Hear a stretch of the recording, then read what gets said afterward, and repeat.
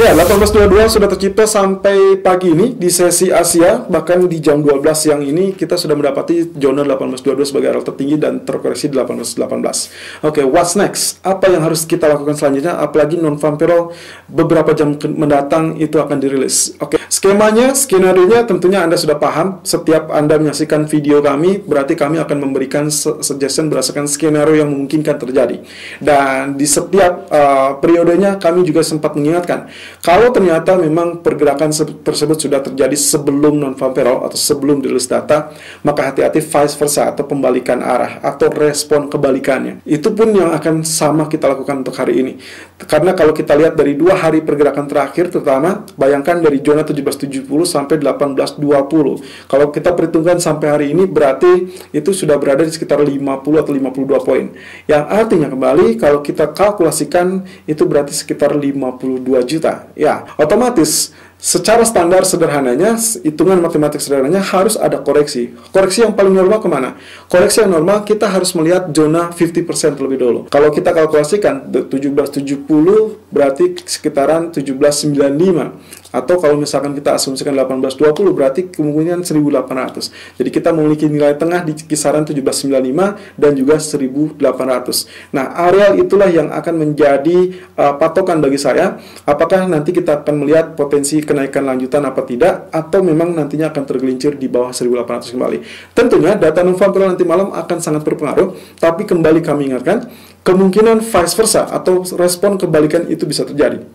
Nah, pertanyaannya, apakah ini sudah mengantisipasi atau memang mereka tahu bahwasannya data ekonomi ini tidak akan memaksa Fed untuk segera memperketat kebijakan? Yang artinya bisa saja kekhawatiran terkait dengan overheating ekonomi justru itulah yang akan mendobrak atau mendorong harga emas kembali.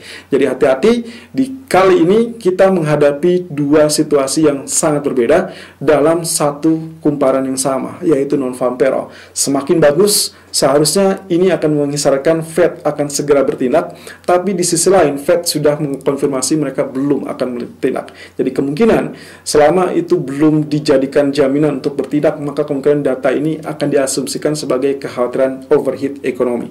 Ya, artinya kembali emas bisa saja mengalami kenaikan kembali, dengan catatan saya berharap akan terjadi koreksi terlebih dulu sebelum rilis data non-farm payroll. Artinya penurunan yang sangat normal, kemudian nantinya saat rilis data, kalau memang datanya sangat bagus, kita akan lihat reaksi yang mirip dengan rilis data CPI ataupun retail sales beberapa minggu yang lalu, yang ternyata diresponnya positif oleh pergerakan emas. Kebalikannya, kalau misalkan ternyata kita sudah melihat 18.22 seperti saat ini, lalu kemudian dia bertahan sampai zona 18.36, ya let's say seperti itu, melanjutkan kenaikannya, karena kemungkinan resisten berikutnya akan berada di areal tersebut.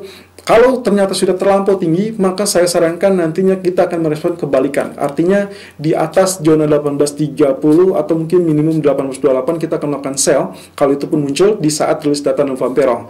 Jadi kita akan lihat terlebih dulu skenario dari non-farm payroll-nya rilis di angka berapa.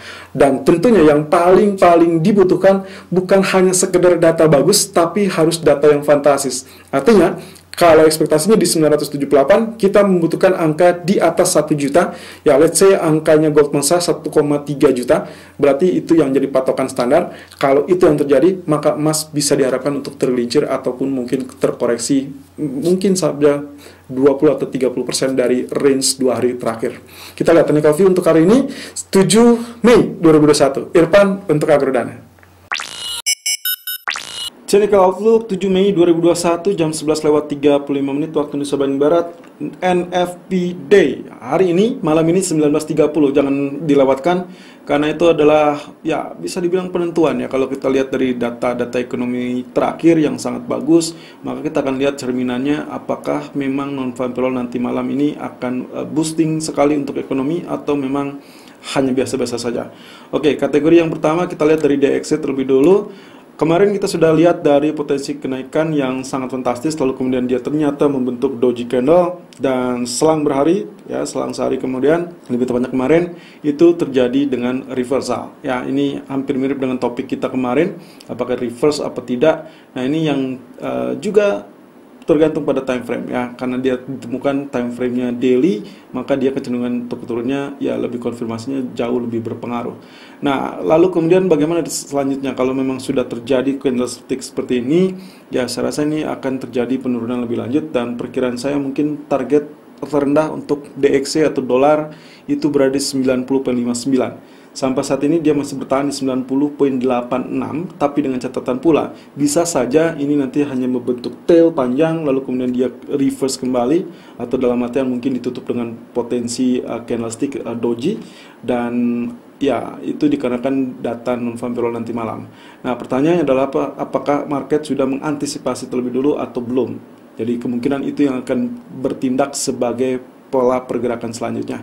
Kemudian saya sedikit beralih kepada grafik weekly, karena ini akhir pekan juga. Kita akan lihat apakah perkembangannya dia ditutup dengan bearish apa tidak.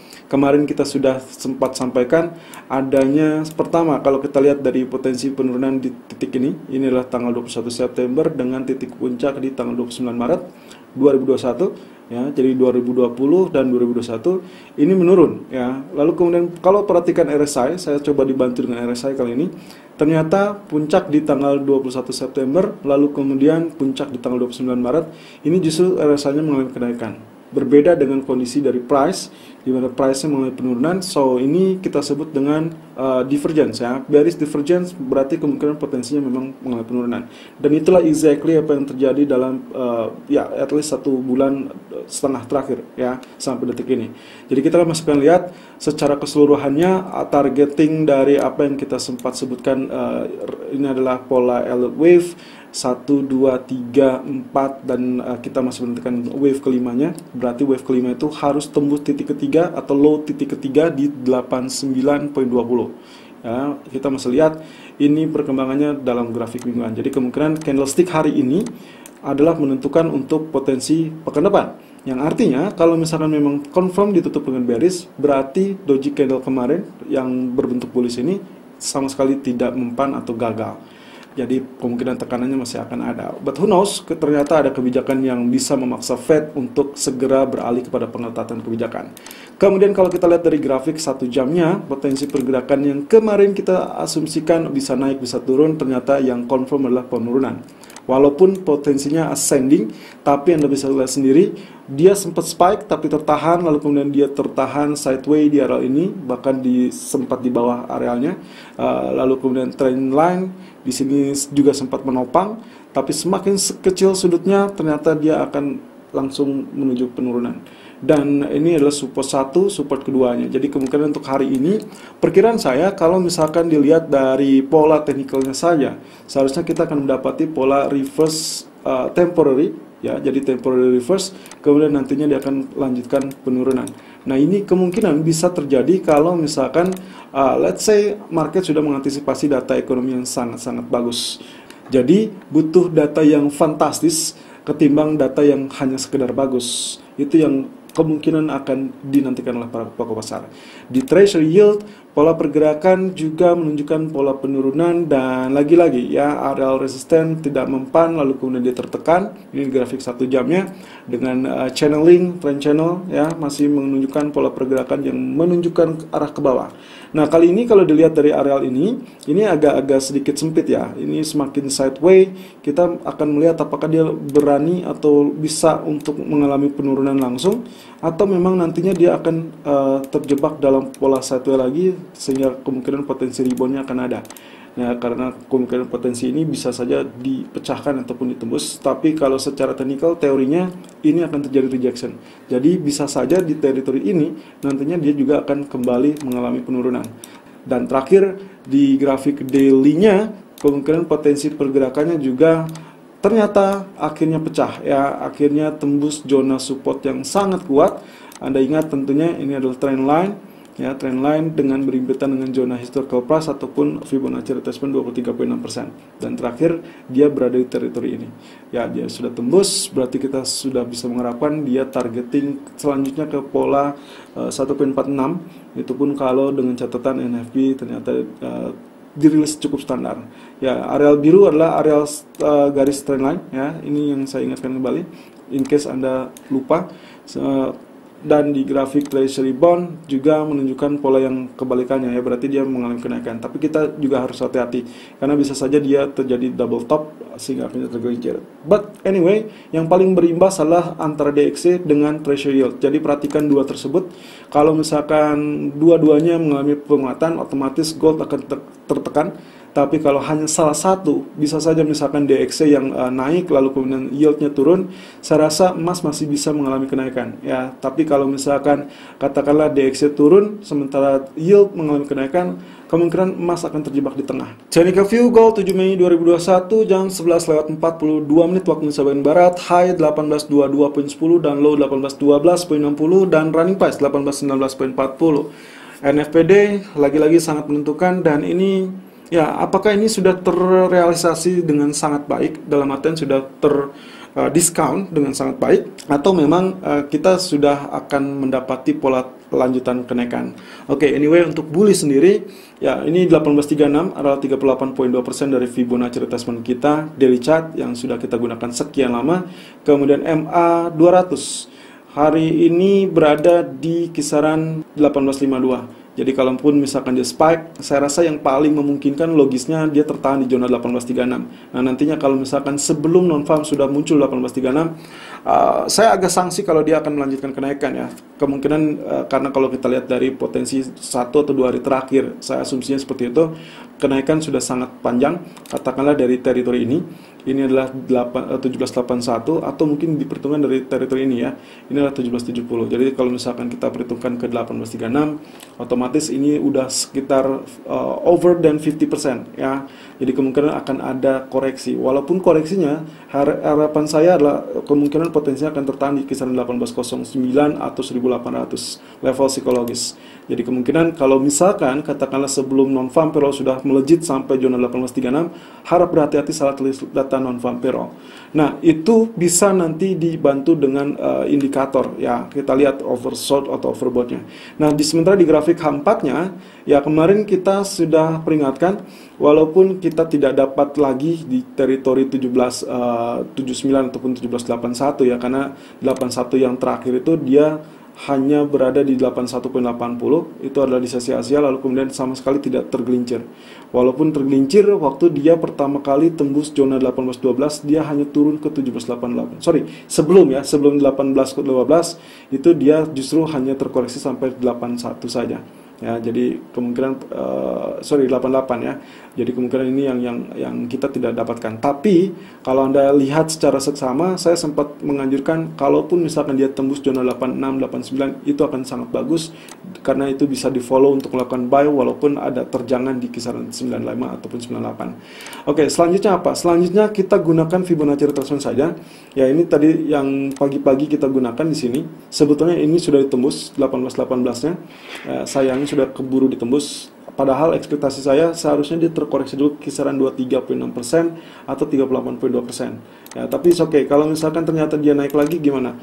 Oke, jadi kalau misalkan ceritanya ini tadi pagi dengan Fibonacci retracement seperti itu, maka kemungkinan potensinya Fibonacci retracement atau expansion berikutnya akan berada di kisaran ini. Ya, ini titik A, titik B, dan titik C-nya ya masih dalam candle yang sama. Nah, ini berarti ada di 1842. Tapi saya masih sangsi, saya masih ragu apakah ini masih tutup di atas atau tidak. Jadi saya asumsikan nantinya kemungkinan potensinya dia masih akan bisa terkoreksi terlebih dulu. Lalu kemudian saya tarik historical price yang terbaru, saya dapatkan di teritori ini. Ya, berarti kita akan dapatkan ya sangat wajar ya kalau pagi ini dia tertahan di 1812. Jadi kemungkinan itu yang membuat dia sedikit ogah untuk mengalami penurunan lanjutan. Dan kemungkinan potensi kenaikan kalau memang terwujud berikutnya adalah teritori ini.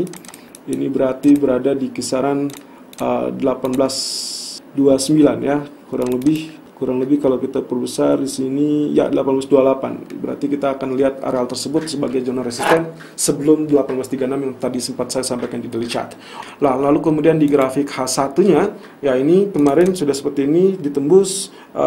Saya hapus saja, saya pindahkan tadi pagi kurang lebih di areal ini ya. Jadi support resistennya dari Fibonacci retracement. Nah, ekspektasinya sebetulnya gini, sama dengan di H4, dia akan terkoreksi sampai zona 38.2% atau 50% yang idealnya. Lalu kemudian yang terdekat adalah di 23.6%, itu 1810. Atau potensinya adalah small bullish rectangle. Nah, bullish rectangle-nya itu di teritori ini. Sayangnya kita sudah terlampau keduluan atau terlalu cepat dia menembus batas ya, area resisten. Anda bisa tarik resistennya di area ini atau di area ini ya. Jadi kalau di area ini berarti 1817 dia baru tembus. Artinya kalau ini tembus, maka pullbacknya di 1817 seharusnya bisa menjadi area buy on dip. Atau kalau Anda tetap di area ini, berarti area buy on dip-nya karena dia sudah tembus itu berada di kisaran 1816 ataupun 1814. Ya, betul sekali. Jadi kalau misalkan dia sudah naik, biarkan, berarti teritori ini 1815 atau 1814 silakan Anda buy on dip untuk yang terbaru ya, dengan harapan 1812 tidak tembus. Kalaupun ditembus, ya estimasi kembali ke titik awal di 23.6% atau 38.2% untuk zona buy. Sementara untuk TP, kalau misalkan Anda lakukan buy on dip di 1814, 1815, saya rasa TP pertama akan berada di 1819, itu yang terdekat. Lalu kemudian estimasi dari Fibonacci expansion, ya kali ini kita tarik dari sini sampai ke titik 12 ya, titik 12 tadi, dan kita dapatkan di 1830. Itu adalah target maksimal, tapi TP kedua saya rasa di 1824 ataupun 1823 itu akan menjadi TP kedua yang sangat mengesankan. Stop loss antisipasi saja di zona 1809 kalau itu pun Anda melakukan buy-nya di zona 1814. Tapi kalau misalkan Anda confirm menanti sampai zona 1806 ataupun 1810 seperti yang tadi sempat kami sampaikan di pagi hari, maka settingannya masih tetap sama dengan SL dan TP yang juga sama. Dan hati-hati dengan potensi pergerakan dari non-farm payroll nanti. Selalu gunakan stop loss dan risk management sesuai dengan equity dan strategi trading Anda. Irfan untuk Agrodan.